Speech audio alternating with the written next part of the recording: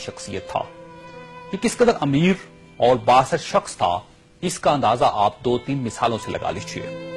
کہ لندن میں تھا، اسے شمالی لندن کا ایک گھر پسند آ گیا. اس نے وہیں کھڑے کھڑے یہ گھر 1 کروڑ پاؤنڈز میں خرید لیا. یہ پاکستانی روپے میں 1 ارب 40 کروڑ روپے بنتے ہیں.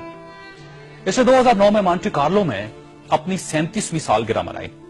یہ دنیا کی مہنگی ترین سالگرہ تھی، جس میں روس کے المونیم ٹائکون اور لیک ٹیری پاسکا، سونے کی کانوں کے مالک پیٹر منک اور مناکو کے شہزادے البرٹ سمیت دنیا بھر کی مشہور شخصیات نے شرکت کی. یہ پینٹنگ خریدنے کا شوقین تھا. اس کے پاس اربوں ڈالر کے شاہپارے تھے اور یہ تمام شاہپارے اس کے محلات میں لگے تھے. اسے 2006 میں اسرائیلی اداکارہ اورلی وینسمین اچھی لگ گئی تو اس نے اس کے گرد دولت کے انبار لگا دیے.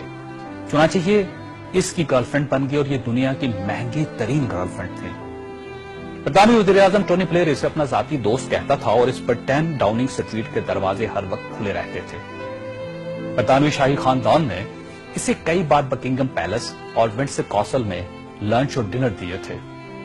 یہ لندن اور پیرس میں پلے بوائے کی زندگی گزارتا تھا اور اسے دنیا جہان کے قانون توڑ کر بہت خوشی ہوتی تھی. اس نے ایک بار پیرس کی شانزلیزے پر 120 کلومیٹر کی رفتار سے گاڑی چلا کر پوری یورپی دنیا کو حیران کر دیا اور پیرس کی سٹی حکومت کوشش کے باوجود اس کا چالان نہ کر سکی. یہ لیبیا کی انویسٹمنٹ اتھارٹی کا سربراہ بھی تھا اور یہ اتھارٹی دنیا کے کسی بھی ملک میں کسی بھی وقت $10 بلین تک کی سرمایہ کاری کر سکتی تھی اور یہ ایک بہت بڑا استحقاق تھا. اس شخص کا نام ناظرین سیف الاسلام ہے اور یہ لیبیا کے سابق حکمران کرنل قذافی کا بیٹا ہے. سیف الاسلام کرنل قذافی کا وارث اور ولی عہد بھی تھا اور اسے دنیا کا اس کے بارے میں خیال تھا کہ یہ کرنل قذافی کے بعد لیبیا کا حکمران ہوگا. یہ اس قدر بااثر تھا کہ کرنل قذافی کو نیوکلیر پروگرام ترک کرنے پر بھی اسی نے قائل کیا تھا. اس نے بلغاریہ کے اس میڈیکل گروپ کو چھڑوانے میں بھی بڑی مدد کی تھی جس پر بچوں کو ایڈز کے ٹیکے لگانے کا الزام تھا. برلن نائٹ کلب اور لاکھ روبی دھماکے کے متاثرین کو معاوضہ بھی اسی کے حکم سے جاری ہوا تھا. اب میں آپ کو اس کی تازہ ترین تصویریں دکھانا چاہتا ہوں. یہ سیف الاسلام 3 ماہ پہلے لیبیا کے چھوٹے سے قصبے اباری میں چھپ گیا.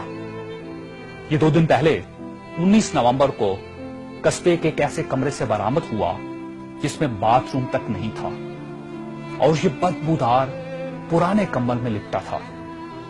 اس کی انگلیوں پر پلستر چڑھا ہوا تھا اور یہ پلستر بھی اس نے خود چڑھایا تھا کیونکہ اسے ڈاکٹر تک کی سہولت حاصل نہیں تھی. یہ سیف الاسلام اس وقت لیبیا کی موجودہ حکومت کے قبضے میں ہے اور پوری دنیا میں کوئی شخص اس شخص کو پناہ دینے کے لیے تیار نہیں جو 3 ماہ پہلے تک ملکہ برطانیہ کا شاہی مہمان بنتا تھا اور ٹونی بلیئر اسے مائی فرینڈ کہتا تھا اور پیرس کی کمپنیاں اس کے لیے خصوصی خوشبو ایجاد کرتی تھی.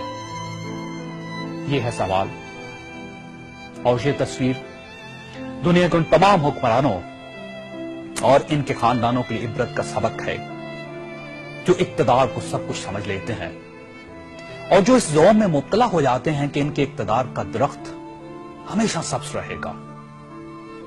یہ تصویر دنیا بھر کے حکمرانوں سے چیخ چیخ کر کہہ رہی ہے کہ جو حکمران عوام کا اعتماد کھو دیتے ہیں ان کا یہ انجام ہوتا ہے.